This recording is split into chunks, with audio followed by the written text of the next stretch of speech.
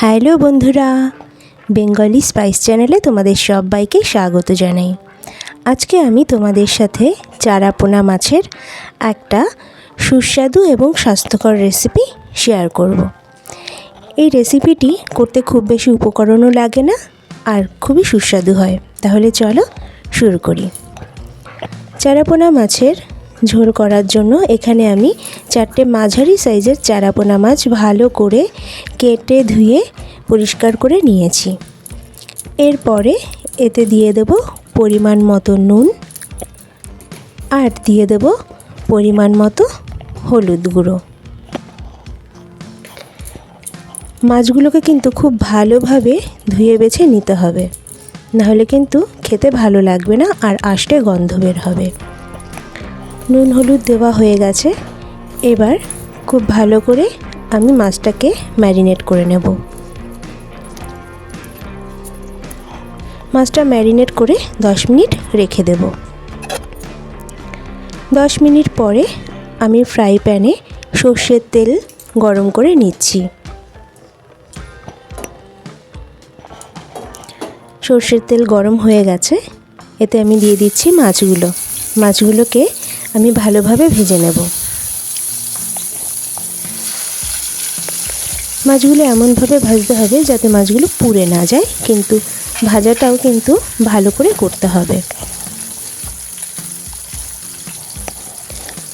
রেসিপিটি যদি ভালো লেগে থাকে তাহলে লাইক, কমেন্ট, শেয়ার করো আর সাবস্ক্রাইব করে চ্যানেলের পাশে থেকো।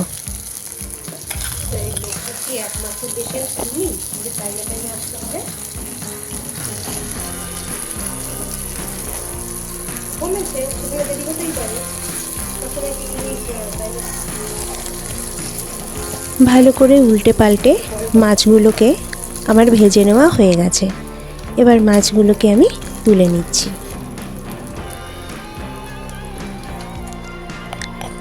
মাছ তুলে ওই তেলের ভেতরেই আমি দিয়ে দিচ্ছি টুকরো করে রাখা আলু। মাছের ঝোলের জন্য আলুগুলো কিন্তু আমাদেরকে এরকম লম্বা লম্বাভাবেই কাটা উচিত, তাতে দেখতেও ভালো লাগে।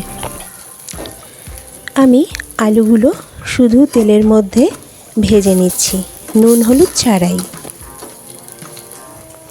আলু ভাজা হয়ে গেছে। এবার আলুগুলোকে তুলে নিচ্ছি।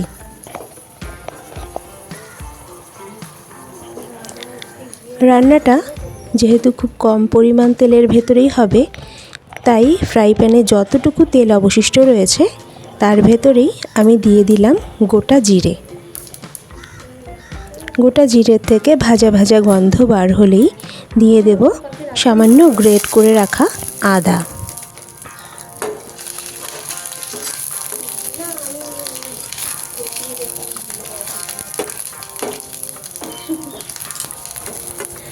আদা থেকে কাঁচা গন্ধ চলে গেলে এর ভেতরে দিয়ে দেব স্লাইস করে রাখা টমেটো। টমেটোগুলো কিন্তু আমি খুব পাতলা পাতলা করেই স্লাইস করে নিয়েছি, যাতে খুব সহজেই এটা গলে যায়।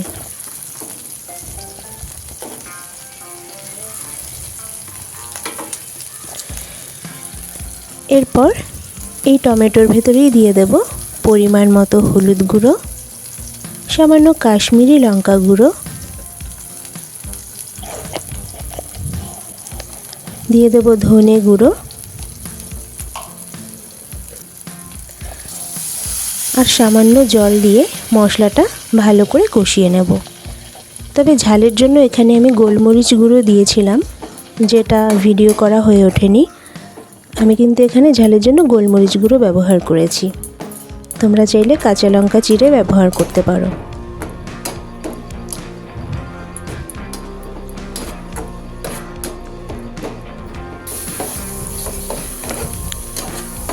মশলাটা কিন্তু ভালো করে প্রায় কষানো হয়ে গেছে। এবারই কষানো মশলার ভেতরে দিয়ে দেব ভেজে রাখা আলুর টুকরো। আলুগুলো ভাজার সময় কিন্তু অর্ধেক সেদ্ধ হয়ে গেছিল, আর বাকিটা এবার মশলার সাথে সেদ্ধ করে নেব। মশলার সাথে কিছুক্ষণ আলু কষিয়ে নিয়ে তার ভেতরে দিয়ে দেব পরিমাণ মতো জল।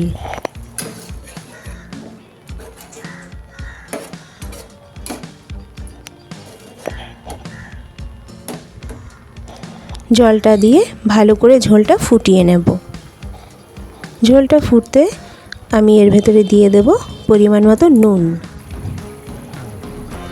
আর এবার দিয়ে দেব ভেজে রাখা মাছগুলো। তোমরা চাইলে সামান্য চিনিও ব্যবহার করতে পারো, কিন্তু আমি চিনিটা এখানে ব্যবহার করছি না।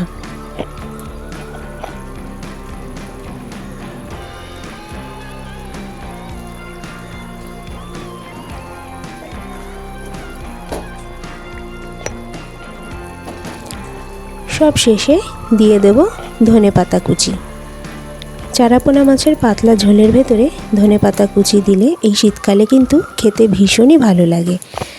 তাহলে বন্ধুরা, রান্নাটা তোমাদের কেমন লাগলো অবশ্যই জানিও, আর বাড়িতে কিন্তু অবশ্যই ট্রাই করো এইভাবে।